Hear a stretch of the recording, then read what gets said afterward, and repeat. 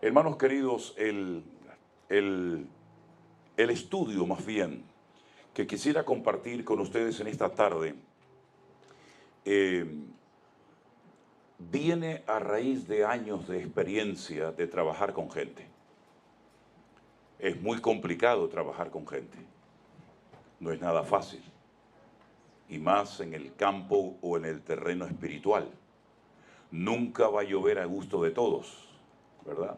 Lo que a lo mejor enseñas, a algunos les va a venir muy bien porque van a decir, gloria a Dios, eso es lo que necesitábamos, que el Señor nos hablara, que nos enseñara, pero puede ser que a lo mejor a otros, pues, no es que no les venga bien, sino que tal vez a lo mejor no están dispuestos a poner en práctica la palabra que el Señor nos ha compartido.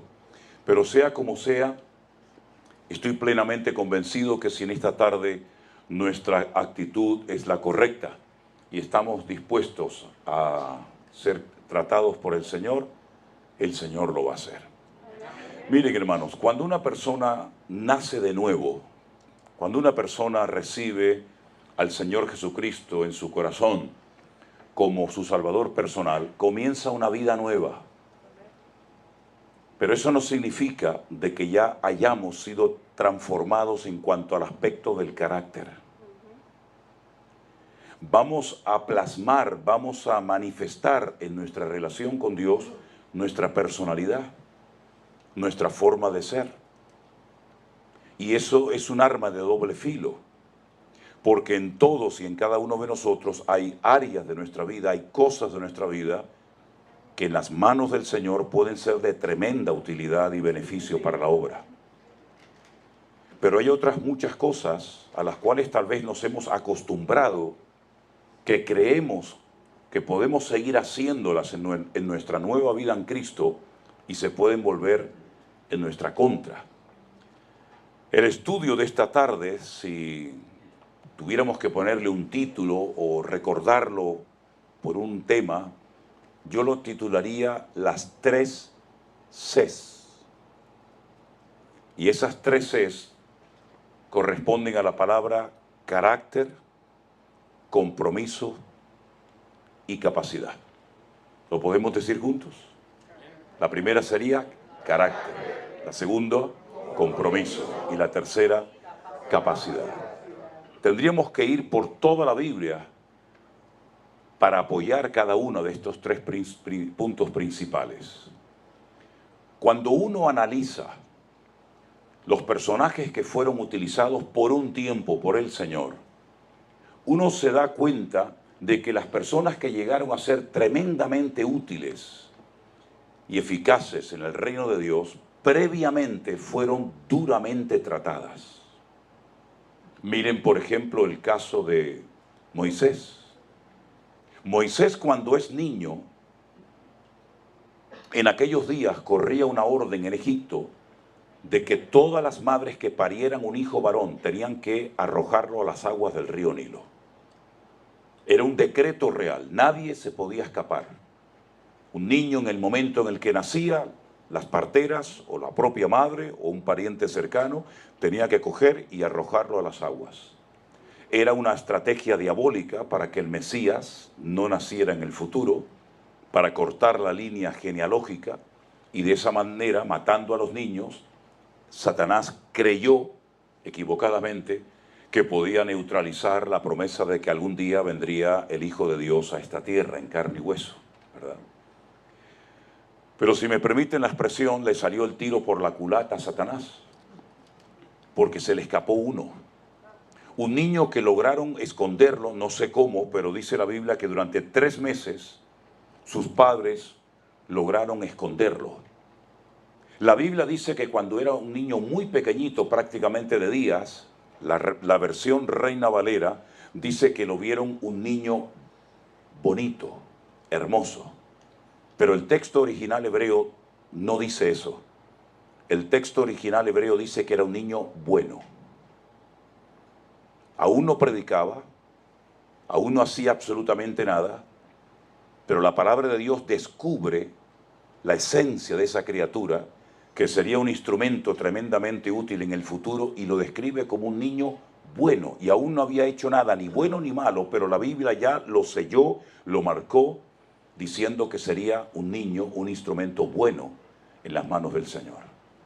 A los 3 meses lo ponen en una pequeña canasta y lo ponen en las aguas del río Nilo, y su hermana, que es mayor que él, eran 3 hermanos, Aarón, Miriam y Moisés, dice que durante probablemente horas o algún tiempo estuvo viendo cómo esa especie de arca, esa especie de canasto pequeñito, ¿verdad?, flotaba, y ella estaba esperando y esperando a ver qué pasaba con el destino de su hermanito recién nacido. Casualmente, aunque no existen las casualidades en el reino de Dios, la hija del faraón bajó a las aguas del río Nilo. La Biblia dice, de una forma muy educada, que bajó a bañarse, pero realmente bajó a hacer sus necesidades, porque las necesidades se hacían en los ríos. Y esta muchacha baja al río Nilo y de repente observa que hay una canasta y en su interior hay un niño. Y dice que cuando abre la canasta se da cuenta de que el niño es hebreo. Bueno, había varias razones para descubrir que el niño era hebreo. Primeramente, a ningún egipcio se le iba a ocurrir poner a un niño en las aguas para que los cocodrilos o las corrientes del río Nilo lo llevaran y lo mataran. Pero en segundo lugar, observó que el niño, aunque tenía simplemente 3 meses, el niño llevaba una marca en su cuerpo como todo varón hebreo, y era que estaba circuncidado. Los egipcios no se circuncidan. Y entonces esta niña, o esta mujer, perdón, le cogió tanto aprecio, tanto cariño al niño, que lo adoptó como si fuera su propio hijo.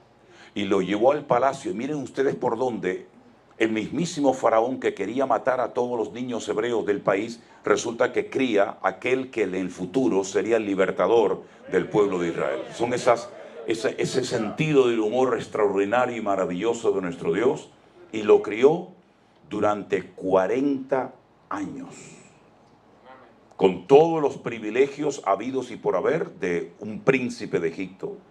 No le faltó nunca comida, no le faltó nunca esclavos, siervos. Pero cuando fue pequeño, hasta que fue destetado, su verdadera madre lo amamantó y lo crió. Y probablemente estuvo hasta los 4, 5, 6 años como máximo. Y cuando ya tenía esos 6, 7, máximo tal vez 8 años, lo vuelven otra vez a llevar al palacio de Egipto, y nunca más su madre tuvo contacto con su hijo. Pero la enseñanza quedó grabada a fuego en su corazón, de tal manera que cuando este niño se hace hombre y tiene 40 años, dice en el libro de Hebreos capítulo 11, que un día salió Moisés a pasear por las calles de Egipto y vio como un egipcio maltrataba a un hebreo. Y se levanta contra él, le hierve la sangre, ve un acto de injusticia, y entonces dice, después de separarlos, al día siguiente dice que mató a un egipcio y tiene que huir al desierto por 40 años. Pasó de estar en la cresta de la ola, de tener todos los placeres habidos y por haber cubiertos, a convertirse en pastor de ovejas que ni siquiera son suyas, sino de un señor llamado Jetro, que con el paso del tiempo se convertiría en su suegro. ¿Qué les parece? La vida de Moisés está perfectamente diferenciada en 3 grandes bloques: 40 años en Egipto, 40 años en el desierto solo, y otros 40 años, total 120, sacando al pueblo y pastoreándolo en el desierto.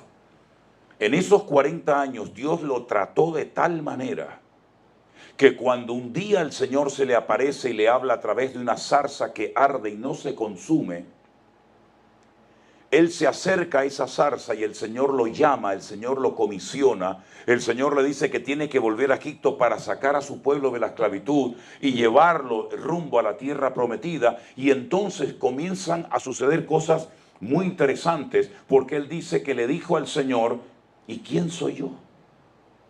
40 años atrás él creía que él iba a ser el libertador de Egipto, pero fracasó, porque lo hizo en la carne. Y cuando alguien se adelanta al plan de Dios, a la agenda de Dios, y cree que puede actuar unilateralmente sin el respaldo de Dios, sin el llamado de Dios, se equivoca rotundamente. Tenía que ser tratado antes de poder ser usado. Y es que hay gente que quiere ser usada, quiere aparentar en la iglesia, quiere figurar en la iglesia, pero no se dejan tratar ni moldear por el Señor. Y después pasa lo que pasa. 40 años tardó Moisés en darse cuenta que era tartamudo. Siempre fuiste tartamudo, hijo. Pero ahora te das cuenta y ahora tienes temor de volver a Egipto. Pues ahora, cuando ves tu incapacidad, ahora cuando ves tu impotencia, ahora cuando ves que tú no vas a poder cumplir con semejante comisión, ahora es cuando yo te puedo comenzar a usar.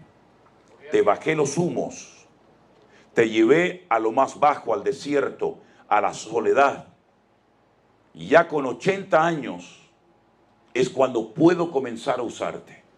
Y esto me recuerda a aquel muchacho que fue una vez a hablar con un maestro de oratoria en la antigua Grecia, un hombre que le enseñaba a la gente a hablar en público, a preparar discursos en público y cobraba por aquellas clases que daba. Y un día llegó un muchacho y le pide a este filósofo que le enseñe oratoria, que le enseñe a preparar discursos para impresionar a la gente en público. Y este sabio griego le dice: a ti te voy a cobrar el doble. Y le dice: ¿por qué? Porque a todo el mundo le cobra un precio y a mí me va a cobrar el doble. Dice: porque voy a tardar mucho tiempo en enseñarte a callar. Y cuando aprendas a callarte y a oír, entonces podré comenzar a enseñarte a hablar. ¿No dice Santiago en su epístola: todo hombre sea tardo para hablar y pronto para oír? Todo el mundo quiere hablar, todo el mundo quiere opinar, pero pocos quieren oír y sujetarse y someterse y ser tratados por la mano del Señor. Y eso es lo que le pasaba a Moisés. Un hombre con una capacidad tremenda, un hombre tremendamente preparado, pero su carácter lo traicionó. Y tu carácter lo controlas o lo dominas, o te termina controlando y destruyendo a ti. ¿Cuántas personas con dones, con talentos, con habilidades? ¿Cuántas personas con tremendas capacidades podrían haber sido personas muy útiles y eficaces en el reino de Dios, pero por su carácter tal vez eran orgullosos, tal vez eran altivos, tal vez tenían algún problema, en fin, de la índole que fuera, echaron por tierra toda su vida porque no se dejaron tratar por el Señor? 40 años el Señor estuvo moldeando el carácter de Moisés, y cuando lo trituró y cuando se dio cuenta de que él era incapaz, era impotente, no sabía hablar, etcétera, etcétera, es cuando entonces el Señor puede comenzar a usar su vida. ¿Cuánto tiempo estuvo el Señor preparando a José? José, cuando era un adolescente, cuando era un niño, él sabía lo que el Señor quería hacer a través de su vida en el futuro. Él vio a toda su familia, dice que vio al padre en forma del sol, a la madre con la luna y a las 12 estrellas, sus hermanos, postrados ante él y casi adorándole y rindiéndole pleitesía. Y él, cuando abre su corazón y le cuenta estos sueños a sus hermanos, dice que lo quieren matar, ¿verdad? Y su padre dice que: pero hijo, ¿tú qué estás diciendo? Que nosotros vamos a llegar un día a postrarnos delante de tu presencia. Luego tuvo otro sueño donde dice que vio manojos, ¿verdad? Espigas que se doblaban ante él, se inclinaban, y esto despertó celos y envidia en las personas, sobre todo en sus hermanos, que lo quisieron matar, y finalmente el Señor lo llevó a Egipto milagrosamente. Cuando llega a Egipto, aquel niño que llevaba una ropa de colores para diferenciarlo del resto de sus hermanos, un niño amado, un niño querido, un niño mimado, por decirlo de alguna manera, llega a Egipto y lo compra un señor. Fíjate, para sus hermanos era un peligro, pero para Potifar era una bendición. Qué cosas tan raras, ¿no? A veces tus propios hermanos te ponen la zancadilla y la gente del mundo te reconoce y te apoya más que tus propios hermanos en Cristo. Son esas cosas raras de la vida, ¿verdad? Eso era antes en Egipto, hoy en día eso ya no pasa, ¿no? Eso era antes, ¿verdad? Y resulta que por ser fiel y por querer llevar un testimonio delante del Señor, un hombre que jamás leyó la Biblia, porque no existía, un hombre que jamás tuvo pastor, un hombre que jamás estuvo en la iglesia, un hombre que jamás habló en lenguas, un hombre que jamás dio ofrendas ni diezmos, pero amaba al Señor con toda su alma y con todo su corazón. Cuando llega la esposa de su amo y le dice: acostémonos, él dijo: ¿cómo voy yo a pecar contra mi Dios? Él conocía el corazón de su Dios. Y por querer mantener su integridad y salir corriendo es acusado injustamente de que quiso violar, quiso abusar de su ama, ¿verdad? De la esposa de su amo, y termina dando con sus huesos en la cárcel un montón de años. Y allí en la cárcel Dios lo sigue tratando, Dios lo sigue moldeando, Dios lo sigue perfeccionando, ¿verdad? Y en todo momento dice la Biblia que el Señor estaba con José. Nunca lo abandonó. Aunque las circunstancias externas parecieran que lo había abandonado, que era el más desgraciado de la tierra, era todo lo contrario, estaba siendo tratado por el Señor en su carácter, en todas las áreas de su vida, hasta que a los 30 años alguien se acuerda que él había interpretado un sueño cuando estuvo en la cárcel y le habla al faraón de él. Curioso, ¿verdad? El día que salió de la cárcel el panadero y el copero, José le dice a uno de ellos, acuérdate de mí. Y pasaron años y nunca se acordó. Qué diferente aquel que dijo, acuérdate de mí. Y el Señor le dijo, hoy estarás conmigo en el paraíso. Es que cuando confías en el hombre te puedes llevar tremendas desilusiones. Pero cuando confías en Dios, el Señor nunca se olvida de sus hijos. Aleluya. Y a los 30 años, exactamente la misma edad en la que el Señor Jesucristo comenzó su ministerio, el Señor lo levantó, pero casi desde su adolescencia, él sabía que el Señor quería usar su vida, pero primeramente antes de ser usado, hay que ser tratado. Algunos piensan que, por ejemplo, cuando el apóstol Pablo se convirtió, ya al día siguiente era el famoso apóstol Pablo. En absoluto. 15 años se fue al desierto solo y allí fue tratado. Allí el Señor rompió sus prejuicios religiosos. Allí el Señor le enseñó el evangelio que predicaba, porque él decía, yo el evangelio que predico ni lo recibí, ni me lo enseñó ningún hombre, sino vino por revelación del Señor. 15 años solo tratado en el desierto hasta que un tal Bernabé se acuerda de aquel joven judío de Saulo de Tarso y va a buscarlo y lo lleva a la iglesia. Y 15 años después todavía los cristianos tienen miedo de acercarse a él porque creen equivocadamente que está fingiendo ser cristiano. Qué tremendo, tuvo que ser aquel cambio. Exactamente lo mismo ocurrió en David. David era el más pequeño de toda la familia. Era el octavo hijo. En Israel, cuando un padre tiene 7 hijos, es el hombre más dichoso de la tierra porque el 7 es el número perfecto. Pero vino un octavo y rompió la perfección. Y entonces cogieron sus hermanos y le dijeron, manda a las montañas que cuide esas ovejas que tienes. Y dice la Biblia que allí se jugó la vida delante de leones, delante de osos, para defender a las ovejas de su padre. Allí perfeccionó la puntería, era un tirador con la onda impresionante, era algo increíble, años y años solo en las montañas.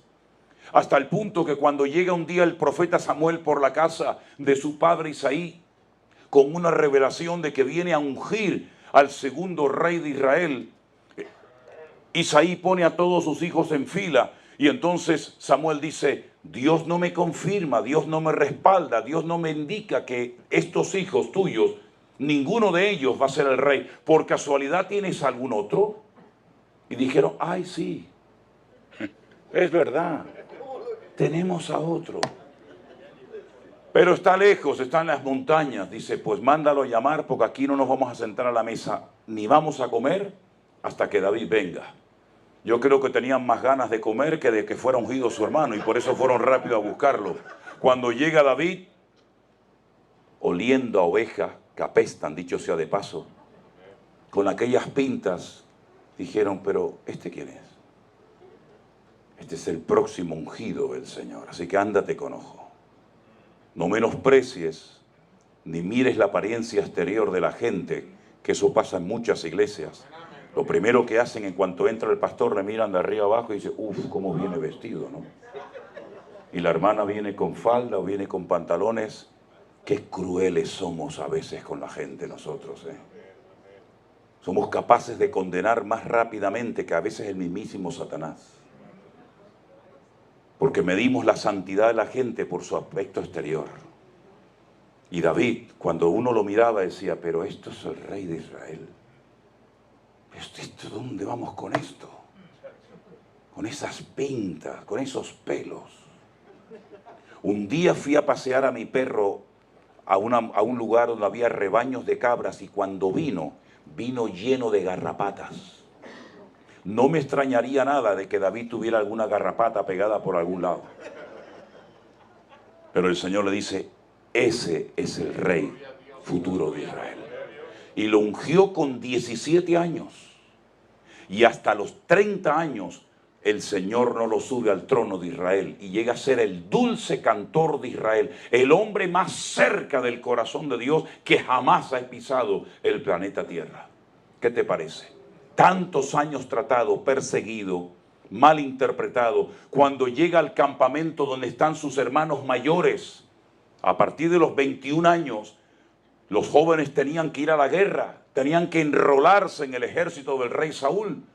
Él aún ni tenía 21 años, es el más pequeño, recuerden. Y su padre le dice, vete al campamento, vete al campo de batalla, a ver cómo están tus hermanos. Eso es lo que dice la versión Reina Valera, vete a ver cómo están. ¿Saben cómo se pregunta en hebreo cómo estás? Al hombre se le pregunta ma shalomcha y a la mujer ma shalomech. ¿Y qué le estoy preguntando?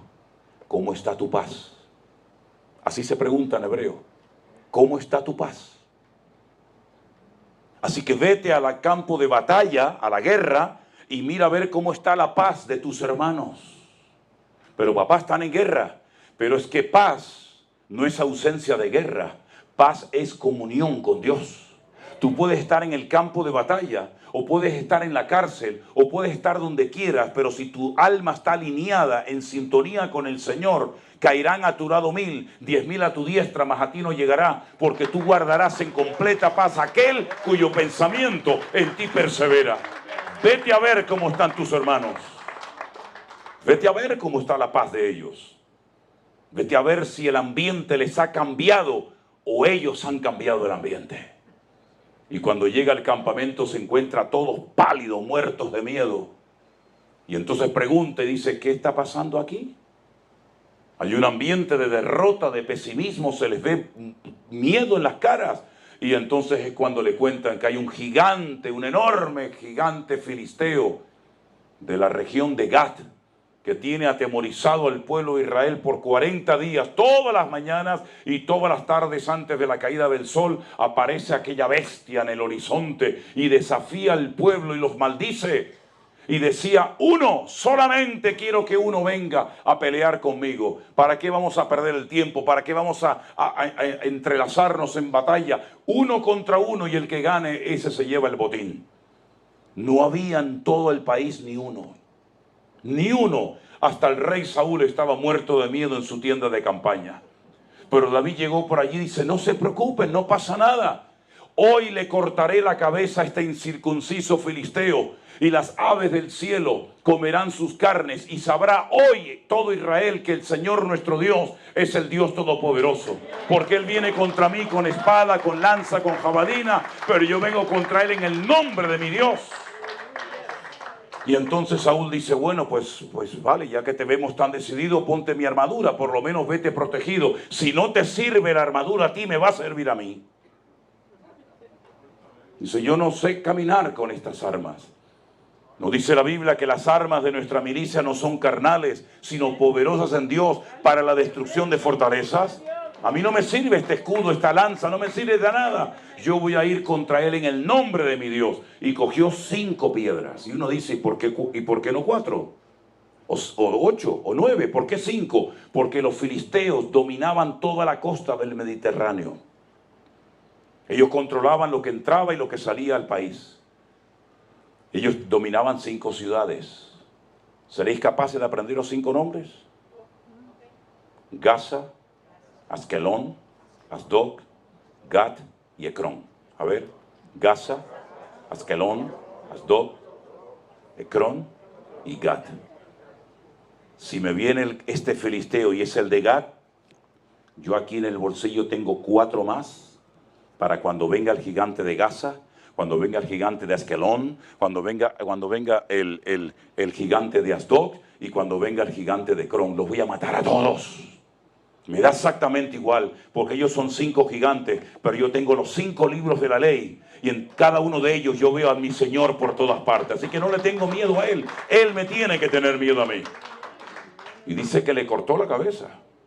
Le cortó la cabeza, lo venció, pero para llegar a ese nivel tuvo que estar años preparándose en el anonimato, en la soledad, ¿verdad? Y cuando por fin todo Israel sabe que va a ser el rey, Saúl, en vez de apoyarlo, le dio lugar a algo terrible, que a veces ha despedazado ministerios e iglesias enteras. Y son los celos. ¿Por qué él y no yo? Se puso de moda una canción, Saúl hirió a 1000, David hirió a 10.000. Y eso no le sentó nada bien a este caballero, aunque era el rey, tenía la corona, tenía autoridad, tenía poder, pero no fue un hombre tratado en su carácter. ¿Y cuál fue el problema de Saúl? El problema de Saúl fue su carácter. Tenía la unción de Dios sobre su vida. El Señor estaba con él. El Señor lo nombró rey de Israel, pero su carácter no fue tratado. Así que lo primero que el Señor quiere tratar en nosotros es nuestro carácter. ¿Cómo tiene que ser mi carácter? Pues mira, la radiografía de cómo era Cristo por dentro la tienes en el Sermón del Monte. Mateo 5, 6 y 7. Sobre todo el capítulo 5 de Mateo, donde encuentras las bienaventuranzas. Y en esas bienaventuranzas, bienaventurados los mansos, los que se dejan moldear. Bienaventurados los de limpio corazón, los que no tienen su corazón dividido. Bienaventurados los que lloran, los que son sensibles al trato del Espíritu de Dios. Bienaventurados los pacificadores, porque serán llamados hijos de Dios, es decir, los que transmiten paz y no guerra y chisme entre su pueblo. Y ahí encontramos el carácter perfecto. Y si quieres más, Gálatas 5, 22 y 23 dice: mas el fruto del Espíritu es amor, gozo, paz, paciencia, benignidad, mansedumbre, fe, templanza. Contra tales cosas no hay ley, no hay límite, no hay fronteras. ¿Qué frontera le vas a poner a la fe? ¿Qué límite le vas a poner a la paciencia? ¿Qué límite le vas a poner? ¿Qué ley le vas a poner al amor? ¿Verdad? Y esa es la cosa más importante que Dios quiere hacer en nuestra vida: moldear nuestro carácter. Tratarnos para después poder ser usados en el reino. La carta a los Hebreos dice: y aunque era hijo, hablando del Hijo de Dios, del Señor Jesús, aunque era hijo, por lo que padeció, aprendió obediencia. ¿De qué sirve que usted dance y que usted cante y usted predique si no se le puede decir nada, hermano? Si enseguida se enfada. Y en cuanto se le lleva la contraria o se le quiere corregir, se cambia a la iglesia de enfrente y lo reciben allí con la banda municipal y con la alfombra roja. ¿De qué sirve que usted cante muy bien? Si no se le puede decir: hermano, perdone, yo quedé con usted a las 4 y son las 6:30. Usted es un impuntual, usted no es serio, pero mañana cuando va a trabajar usted es el primero que llega, porque allí le pagan. Entonces, ¿qué me está usted diciendo a mí? ¿De qué sirven sus dones? ¿De qué sirve el poder del Espíritu Santo? ¿De qué sirven sus lenguas, sus diezmos y sus ofrendas? Si usted es un inmaduro, un irresponsable y no se puede contar con usted para nada, quédese con sus diezmos y quédese con sus ofrendas.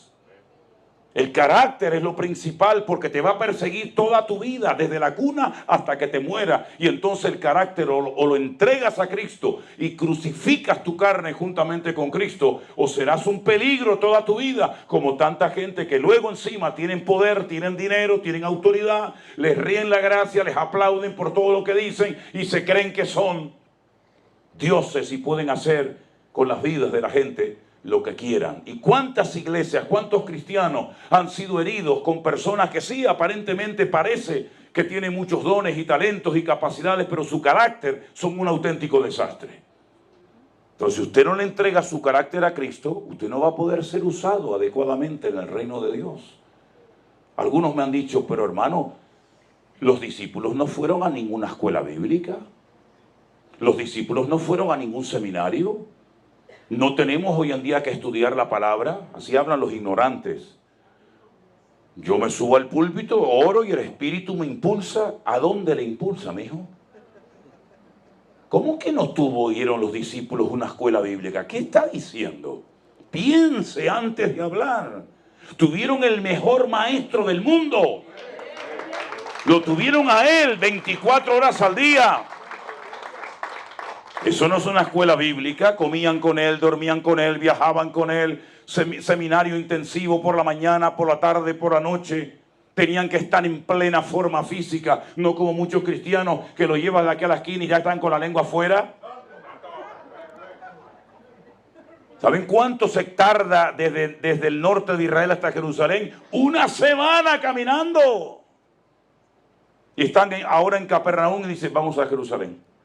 Se van 1 semana caminando y a los 2 días llegan allí y le dicen, volvamos a Galilea. Y algunos dicen, no, otra vez a Galilea. Si aún no me he recuperado del viaje, ya me llevas otra vez para arriba. No había autobuses, no había guagua, no había trenes, no había aviones. Era caminando, mijo. ¿Usted quiere servir al Señor? Pague el precio. No me sea señorito, no me sea cómodo. Y para arriba, para abajo. Y en aquellos tiempos no se comía como aquí en América, que están todo el día picoteando y todo el día comiendo. No, eso no. Allí en la época bíblica, si se podía, se comía 2 veces al día, por la mañana y con la caída del sol, y no había más. Y no se comía como comen hoy en día la gente, ¿verdad? Sino se comía para subsistir y nada más. Y se oraba por el pan nuestro de cada día. Y hoy dormíamos en el campo, mañana en una playa, mañana en una casa, pasado en donde fuera. Que no tuvieron una escuela bíblica los discípulos, la mejor escuela del mundo. Ya me hubiera a mí gustado estar 3 años de noche y de día viajando con el Señor. Y a veces les decía, muy bien Pedro, muy bien chico, bienaventurado. Y ahí sacaba las plumas del pavo real, ¿no? Pero al día siguiente decía, apártate de mí, Satanás, porque no pones tu mirada en las cosas de Dios, sino en la de los hombres. Y le arrancó todas las plumas del pavo real de cuajo. Así era el maestro. Y le decía, vayan a la aldea y prepárenme la casa donde voy a comer. Vayan allí, cojan aquel burro y me lo traen. Prepárenme la barca que esta noche viajamos y al día siguiente vamos al otro lado del lago. Los tenía todo el día activos. Los formó, los preparó, los entrenó. Les enseñó a orar, les enseñó a soportarse. Fíjate, cuando tú miras el grupo de discípulos, tú dices, vamos a ver, religiosos no había ninguno, porque los religiosos no sirven para nada.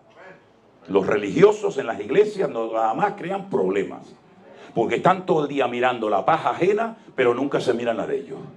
Los religiosos en la iglesia son un peligro, porque ni comen ni dejan comer. Los religiosos son los que dicen, ay pastor, y ay hermana, esos no valen parada. Eso es solamente figurar.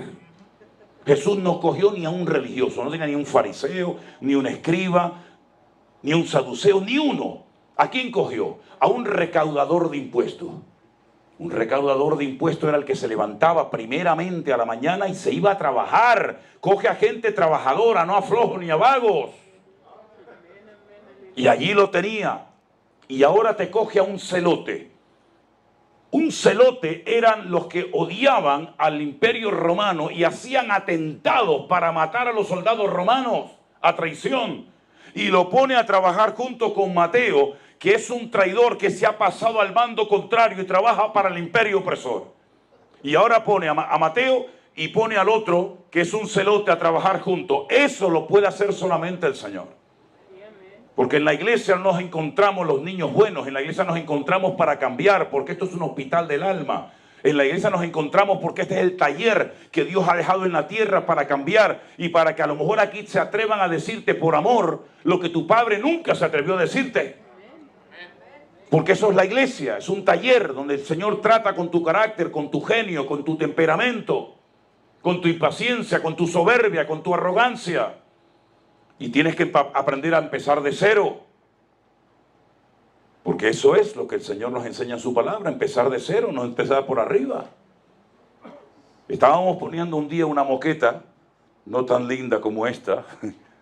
Estábamos poniendo un día un hermano ya avanzada en edad y yo de rodillas en el suelo al principio de la obra.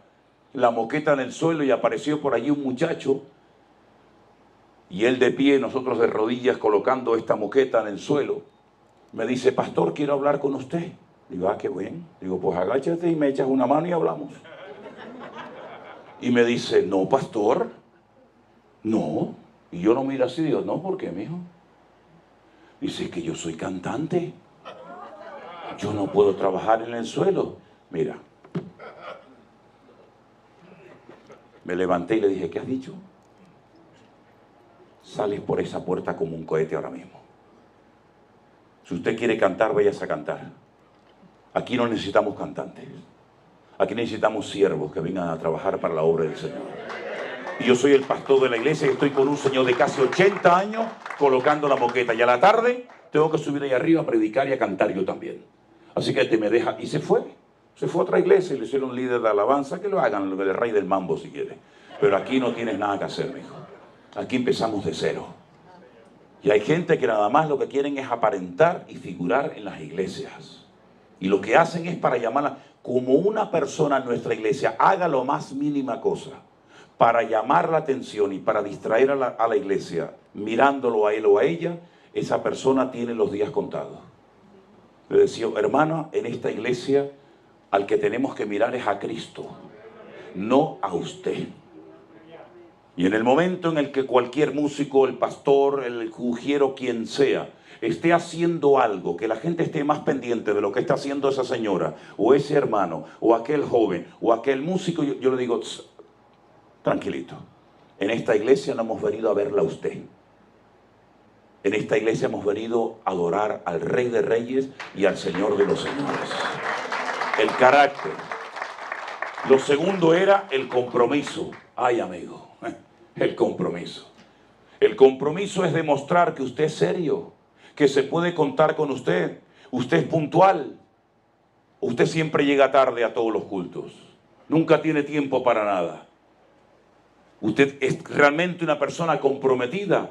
Tiene tiempo para el Señor, porque he conocido a muchos creyentes y dicen, ay pastor, yo no tengo tiempo para orar, yo no tengo tiempo para ir a la iglesia a pintar, yo no tengo tiempo para nada. Bueno, pues si no tiene tiempo, pues no se puede contar con usted para nada. Dios busca gente comprometida, gente que ame la obra. Porque amar a Dios al que no vemos no es tan complicado. Además, cuando estamos malos nos ayuda, cuando nos caemos nos levanta, cuando estamos enfermos nos sana, cuando nos hace falta algo nos la suple. ¿Quién no se va a enamorar de un Dios así? Pero enamorarse de la obra de Dios. ¿Y qué es la obra de Dios, hermano? La obra de Dios es irnos a la India de misioneros a llevar el evangelio o a viajar por Europa. No, no, no. La obra de Dios es limpiar el baño de la iglesia. Y la obra de Dios es aspirar para que la iglesia esté limpia y colocar las bancas y las sillas de la iglesia. La obra de Dios es cuando voy al baño y si alguien dejó la luz encendida, usted va y la apaga. Y la obra del Señor es cuidar de las cosas del Señor, ¿verdad? Eso es cuidar la obra del Señor. Eso es ser una persona comprometida con la obra. Una persona que tiene iniciativa. Una persona que no tienes que decirle, mire, no se preocupe hermano, yo lo hago. Ser una persona comprometida. Pero claro, ¿qué es lo que ocurre? Hay personas que son comprometidas, se apuntan a todo, pero su carácter no ha sido tratado y moldeado por el Señor. Y estamos otra vez en la misma. El carácter moldeado, rendido a Cristo, una persona comprometida, y luego viene al final la capacidad. Usted puede tener muchos dones, muchas habilidades, muchas capacidades, pero si usted no se ha dejado tratar, no se ha dejado moldear como el barro en las manos del alfarero, y usted no es una persona comprometida, sus dones y talentos no sirven absolutamente de nada. Imagínense que entrara por esa puerta mañana el mejor guitarrista del mundo. Y todo el mundo diría, este es el mejor guitarrista o el mejor pianista o el mejor baterista del mundo o el mejor cantante, la mejor voz de la tierra. Pero es una persona soberbia, poco comprometida, no se le puede decir absolutamente nada. ¿De qué sirven sus dones y talentos si a usted no se le puede decir nada, mi querido hermano y hermana? ¿De qué sirven sus dones? Se le vuelven en su contra. ¿Cuál fue la iglesia que tenía todos los dones según la Biblia? Vengan conmigo, por ejemplo, a la primera carta de Pablo a los Corintios. En el capítulo 1, cuando Pablo le escribe a esta congregación que él estableció, que él pastoreó durante un año, miren lo que le dice en el capítulo 1 a los hermanos de la iglesia de Corinto. capítulo 1. Pablo, llamado a ser apóstol de Jesucristo por la voluntad de Dios, y el hermano Sóstenes, a la iglesia que está en Corinto, a los santificados en Cristo Jesús, llamados a ser santos con todos los que en cualquier lugar invocan el nombre de nuestro Señor Jesucristo, Señor de ellos y nuestro. Gracia y paz a vosotros de Dios nuestro Padre y del Señor Jesucristo. Escuche el versículo 4. Gracias doy a mi Dios siempre por vosotros, por la gracia de Dios que os fue dada en Cristo Jesús, porque en todas las cosas fuisteis enriquecidos, en toda palabra, en toda ciencia, así como el testimonio acerca de Cristo ha sido confirmado en vosotros, de tal manera, que dice ahí, que nada os falta en ningún don. Eso Pablo no se lo dijo nunca a nadie, solamente a los corintios.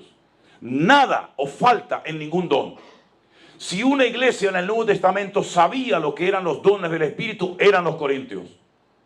Pablo menciona en esta carta 9 dones. Solamente hay 2 listas de los dones del Espíritu Santo en la Biblia. Una está en Romanos capítulo 12 y otra está en Primera de Corintios capítulo 12. En Primera de Corintios capítulo 12 menciona 9 dones. Discernimiento de espíritus, hablar en lengua, interpretar las lenguas, ¿verdad? Milagros, fe, sanidades, sabiduría, etcétera. 9 dones. Y dice Pablo, nada os falta en ningún don. Los tienen todos. ¿Qué le parece? Nunca he conocido una iglesia así. Pero miren lo que le dice en el capítulo 3. A los mismos, la misma iglesia. De manera que yo, hermanos, no pude hablaros como a espirituales. Vamos a ver qué dice el versículo 1. Versículo 1, versículo 7. Nada os falta en ningún don. ¿Qué dice Primera de Corintios capítulo 3, verso 1? No pude hablaros como a espirituales, sino como a carnales, como a niños en Cristo. Parece como que algo no casa aquí, ¿no? Por un lado, nada os falta en ningún don, pero por otro lado, ustedes son unos niños. Son unos carnales. Os di a beber leche y no vianda porque aún no erais capaces ni sois capaces todavía. Porque sois carnales. ¿Cómo sabía Pablo que esta iglesia era una iglesia de gente carnal? Bueno, porque lo dice aquí. Porque habiendo entre vosotros celos, contiendas, disensiones, no sois carnales y andáis como hombres. Luego una persona puede hablar en lenguas y ser un carnal. Una persona puede tener dones del Espíritu Santo y ser un celoso, un envidioso, un niño, un inmaduro. Y entonces Pablo dice que esto no puede ser así. ¿No había en la iglesia de Corinto problemas de inmoralidad? ¿Sí o no? Pablo tiene que decir, juntar a ese perverso y echarlo de entre vosotros, entregárselo a Satanás. Si quiere vivir como un hijo del diablo, que se vaya con el diablo, pero en la iglesia no. No había en la iglesia gente que decía, no, yo voy al culto cuando predique Pablo. Pero si me entero que viene otro predicador, como por ejemplo Cefas o Apolo, ese día no voy porque a mí el que me gusta es el otro. Y Pablo dice, ¿pero qué están diciendo, hermanos? ¿Pero quién soy yo? ¿Quién es Apolo? Somos servidores. Yo planté, Apolo regó, pero en definitiva el crecimiento quien lo ha dado es el Señor. ¿Cómo que hay celos y envidia? ¿No había en la iglesia de Corinto gente que se emborrachaba en la Santa Cena? ¿No había en la iglesia de Corinto gente que estaba enferma, débil y algunos habían muerto por tomar indignamente la mesa, el pan y el vino del Señor? Pero si es que en el capítulo 1 me dice que no les faltaba nada, ningún don. Pero es que los dones no hacen espirituales a la gente. Los dones son para capacitarte para la obra del ministerio. Lo que te hace maduro es el fruto del Espíritu. Y el fruto del Espíritu lleva un tiempo. El don es instantáneo. ¿Lo tienes o no lo tienes? Pero el carácter, la santificación, el cambio interior lleva años. Y no es que el Señor tarde años en cambiarnos, sino que muchas veces la obra va más lenta, no por culpa de Él, sino por culpa nuestra, porque no le dejamos al Señor tratarnos como a Él le hubiera gustado que nos tratara. No había gente que viajó con Pablo, que predicaron con Pablo, que fueron con el apóstol Pablo por Europa y por distintas partes del mundo. Y cuando llegó el momento del encarcelamiento del apóstol Pablo, le causaron grandes quebraderos de cabeza, como por ejemplo Alejandro el Calderero y Demas, un hombre que viajó durante años con Pablo como uno más en su equipo ministerial, y dice: Demas me ha desamparado amando a este mundo. Luego, los dones no hacen a una persona espiritual. Los dones son como las herramientas. Imagínense un médico. Tiene la carrera, tiene el título, sabe perfectamente operar, sabe dónde hay que cortar, dónde no hay que cortar, lo sabe todo, lo ha aprendido, lo ha memorizado. Tiene miles de horas de práctica en operaciones, pero a lo mejor como persona es un desastre. Es un adúltero, es un mujeriego, es un borracho, sabe Dios lo que es. Exactamente puede llegar a ocurrir igual con un hijo de Dios. Una persona usada dice: madre mía, ¿cómo habla este hombre? ¿Cómo predica esta hermana? ¿O cómo canta el otro? Sí, pero míralo dentro de media hora cuando sale de la iglesia. Míralo en su casa. Pregúntale a la mujer cómo es. Porque en la iglesia podemos ser un ángel y en la casa un demonio. ¿O no? Y en la iglesia aquí no hay palabras feas, no hay un mal ambiente y todo está muy bonito. Pero es que la vida cristiana no se vive aquí adentro. La vida cristiana se vive allá afuera. Y ustedes viven en Sodoma y Gomorra, ¿eh? Porque esta ciudad, ¿qué es? Esta es Sodoma y Gomorra. Y ustedes viven en Sodoma y Gomorra. Ganarán dinero, pero esto es Sodoma y Gomorra. Y tendrás un buen coche, pero esto es Sodoma y Gomorra. Y vestirás muy bien y tendrás coches y casas, lo que te dé la gana. Pero no te olvides que espiritualmente esta ciudad es Sodoma y Gomorra. Y como ustedes se dejen atrapar por el sistema de esta ciudad, ustedes nunca van a hacer luz. Al diablo no le molesta que nosotros cantemos de la puerta para adentro. Al diablo no le importa. ¿Por qué hay tantas iglesias? Porque el diablo ha sido tan experto que ha permitido que muchos vivan su vida cristiana dentro de la iglesia. Pero cuando salen de la iglesia se quitan la careta, se quitan el disfraz y pasan desapercibidos su vida y no marcan una diferencia en ese hotel, en esa cafetería, en ese restaurante. Son exactamente igual que los demás. Miran, sus ojos tienen adulterio por todos lados. Sus lenguas no han sido sanadas por el Espíritu de Dios. Sus pensamientos son exactamente igual que los de los mundanos, pero luego vengo a la iglesia, me pongo la chaqueta, me pongo la corbata, digo andara barashindara barindire y ya está todo solucionado. ¿A qué hemos jugado, amada iglesia, durante tantos años? ¿A qué hemos jugado, amado pueblo de Dios, durante tanto tiempo? Hemos convertido a la iglesia en el campo de trabajo. Si ustedes recuerdan la explicación de la parábola del buen sembrador, ¿se acuerdan la parábola aquella? Una de las pocas que el Señor explicó. Él dijo: el campo es el mundo. El campo no es la iglesia. El tiempo que pasamos dentro de la iglesia en proporción al tiempo que pasamos fuera de la iglesia es tremendo. ¿Cuánto tiempo podemos estar aquí adentro? ¿1 hora, 2 horas, 3 horas? ¿Y cuánto tiempo estamos fuera en la calle? ¿Qué opinan los vecinos de nosotros? Los compañeros de trabajo, ¿saben que eres cristiano? Porque si te oyen hablar y contar los mismos chistes y las mismas bromas que ellos, difícilmente vas a hacer luz y difícilmente vas a hacer sal y marcar una diferencia. ¿Sabe todo el mundo en tu puesto de trabajo que eres cristiano? ¿O te da miedo de que se enteren de que eres cristiano? Porque te van a decir: tú eres cristiano. Hazme el favor, hombre. Hazme el favor. Se cuenta aquella anécdota de aquel joven que estaba predicando un día en una campaña evangelística y dijo públicamente: porque yo no me avergüenzo del evangelio. Y alguien de la multitud dijo: sí, pero el evangelio sí se avergüenza de ti, querido. Que Dios nos ayude a darnos cuenta de que en esta ciudad se tiene que notar que ustedes están aquí como hijos de Dios, como hijos del Rey de Reyes y Señor de los Señores. Que no pase desapercibida tu vida. Permítele al Señor cambiar tu carácter, obrar en tu carácter.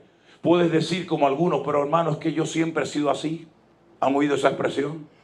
Mi padre era así, mi abuelo era así, todos en la familia hemos sido así y siempre hemos actuado de esta manera. Siempre hemos sido machistas, siempre hemos sido orgullosos, siempre hemos sido avaros, siempre hemos sido así. Pues ya va siendo hora de que deje de ser así. Porque usted no tiene que parecerse ni a su padre, ni a su abuelo, ni a su tatarabuelo. Usted se tiene que parecer a Cristo. Y la imagen de Cristo tiene que ser una realidad en su vida. A Él se tiene que parecer. Bendito sea nuestro Dios. Carácter, compromiso y capacidad. Las capacidades las dará el Señor, no se preocupe. Usted nunca diga que no a nada. Nunca diga, ay, no, a la otra. No. Señor, si tú me llamas, si tú me das esta oportunidad de servirte, yo no sé cómo, pero tú me vas a capacitar y tú me vas a ayudar. Y quiero confesarles que cuando yo estaba sentado en la primera fila de la iglesia, cuando yo era joven recién convertido, el pastor un día me dijo, me gustaría que esta tarde en el culto cantaras un especial, cantaras una canción. Y le dije, sí, pastor, yo esta tarde canto. No aparecí al culto. No aparecí. Al domingo siguiente el pastor me dice, hermano, ¿puedes cantar esta tarde una alabanza durante la ofrenda en un momento del culto? Digo, sí. No aparecí. Al cuarto domingo, porque me daba una vergüenza tremenda cantar en público, huí siempre toda mi vida de las reuniones donde había mucha gente. No quería ni que la gente notara que yo había llegado. Y miren el Señor lo que me ha hecho. ¿No quiere sopa? Pues 2 tazas le va a comer. Y me dijo el pastor, llevo 4 domingos esperando que usted cante una canción en la iglesia. ¿Usted va en serio o me va a hacer perder a mí el tiempo? Yo dije, no, hermano, yo lo intentaré hacer. Porque el diablo me metió la mentira en la cabeza que si yo tocaba la guitarra, no podía cantar. Porque o hacía una cosa o hacía otra. Porque me dijeron que los hombres, lo cual es mentira, que los hombres no somos capaces de hacer 2 cosas al mismo tiempo. Y yo soy capaz de hacer 40 cosas al mismo tiempo. Pero yo creía la mentira de que los hombres no somos capaces de hacer 2 cosas al mismo tiempo. Y que las mujeres son capaces de dar el biberón, darle al niño. Y yo dije, sí, pues se van a enterar las mujeres, van a ver cómo yo voy a ser capaz. Queridos hermanos, no le digamos nunca no al Señor. Dios nos va a capacitar. Y cada día aprendemos, cometeremos errores, pero queremos aprender, queremos que el Señor nos enseñe, ¿verdad?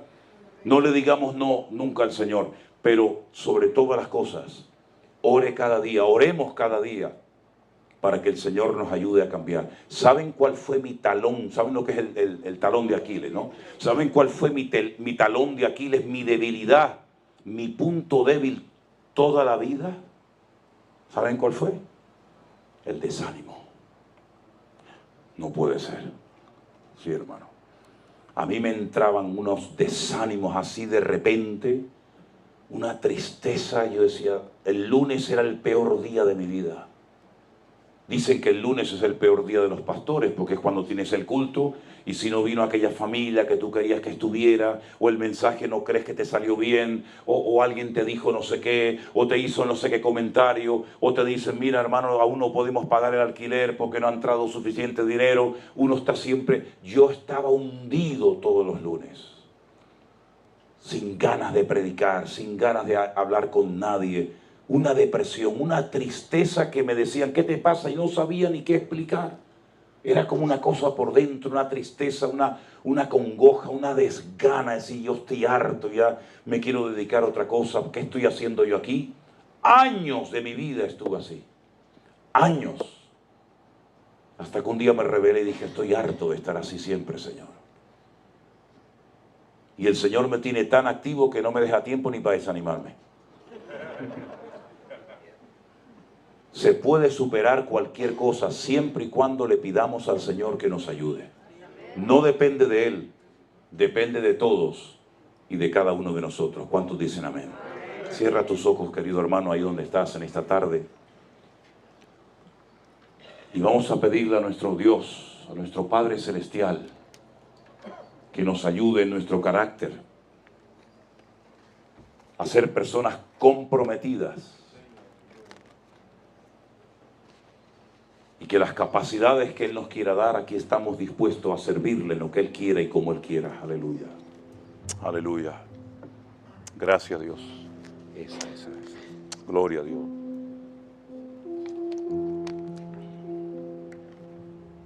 Dale gracias al Señor porque hoy el Señor ha traído esta palabra a nuestras vidas. Y queremos pedirte, Señor, cámbianos, moldéanos. Queremos ser como el barro en las manos del alfarero.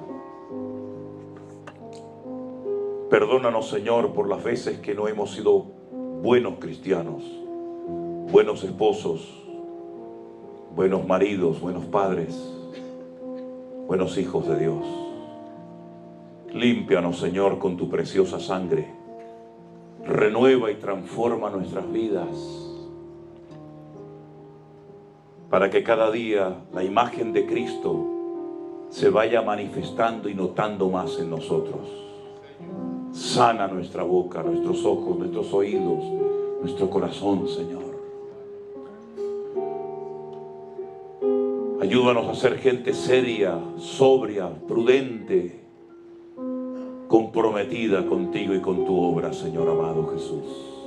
Gracias, Señor Jesús. Ayúdanos, Señor, a descubrir cuáles son las capacidades que tú nos has dado para servirte con eficacia en tu reino y en tu obra, Señor. Quítame de nosotros todas las banalidades de este mundo, Señor. Ayuda a mis hermanos en esta ciudad tan corrupta, Señor, y perversa, donde todo gira en torno a la vanidad del mundo y al juego y a tantas cosas. Guárdales del maligno, Señor. Que sean capaces de vivir una vida cristiana diferente y que en esta ciudad se note que hay un pueblo de Dios que ama al Señor y a su palabra. Guárdanos, oh Dios. Guárdanos, oh Dios. Aleluya. Gracias, mi amado Señor.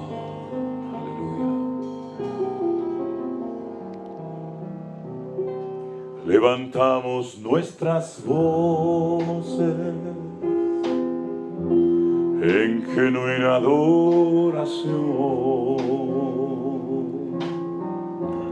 Nos gozamos hoy aquí, adorando a nuestro Dios. Bendeciré tu nombre eternamente y para siempre. De suprema alabanza eres digno, mi Señor. Una vez más. Levantamos nuestras voces, aleluya, en genuina adoración. Nos gozamos hoy aquí, adorando a nuestro Dios. Bendeciré tu nombre eternamente y para siempre. De suprema alabanza eres digno, mi Señor. Roca mía y salvación.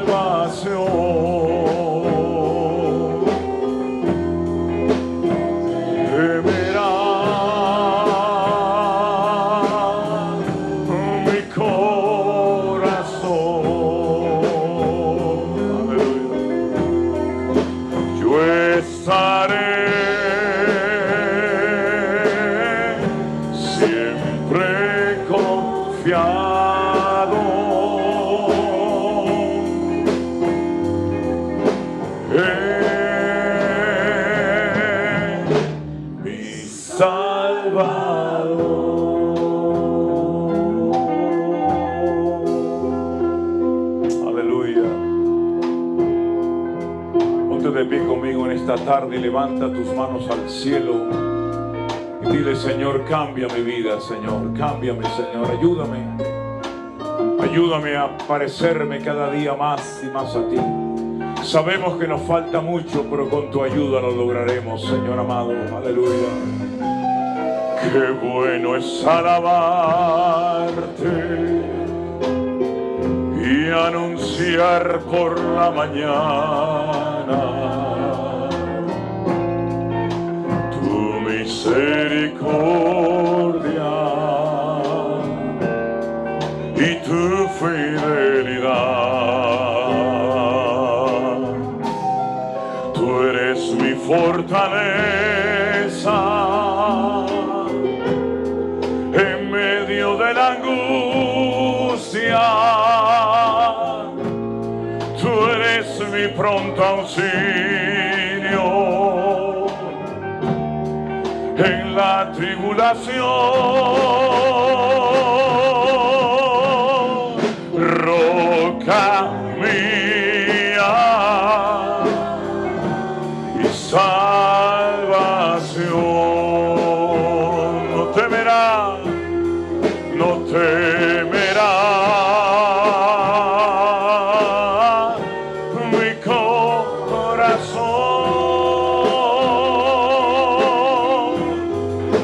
Yo estaré siempre, sí, Señor, en mi Salvador. Mi Salvador. Una vez más, dígalo conmigo: roca, roca mía y salvación. No temerá mi corazón.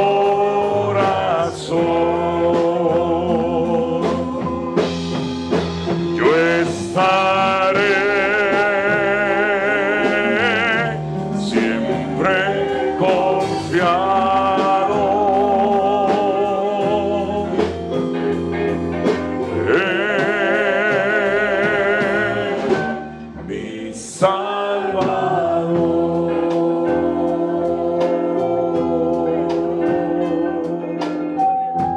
Aleluya. Fuerte ese aplauso a nuestro Dios. Toda la gloria sea para Él. Aleluya. Hermanos queridos, ha sido una bendición tremenda el haber podido estar con ustedes durante estos días aquí en esta ciudad. Nos vamos muy bendecidos, muy contentos de haber podido conocer a tantos y a tantos hermanos que seguramente ustedes durante algún tiempo nos habían visto a nosotros, pero nosotros les hemos conocido aquí en esta ciudad. Estamos muy contentos de estos días que hemos pasado. Salimos muy bendecidos y mañana, Dios mediante, nos dirigimos a la ciudad de San Francisco, donde allí nos esperan también otros hermanos y allí estaremos con ellos unos cuantos días. Creo que también hay cenas y reuniones especiales y todo eso. Otro montón de fotos más. En fin, más. Y después bajaremos o iremos a la ciudad de Los Ángeles, donde también hay un grupo de hermanos y un pastor llamado José Arenas, que nos está esperando en su iglesia. Allí grabaremos en el canal de televisión que él tiene algunos devocionales, y si tengo tiempo, porque no he tenido tiempo de hacer un pastor online desde que hemos llegado. Y después de ahí viajaremos a New Jersey, donde estaremos también unos cuantos días, y después más o menos por el día 20 y tanto de junio, 21, 22 de junio, 20 de junio, llegaremos otra vez a casa esperando el nacimiento de nuestro primer nieto. Así es que Dios les bendiga.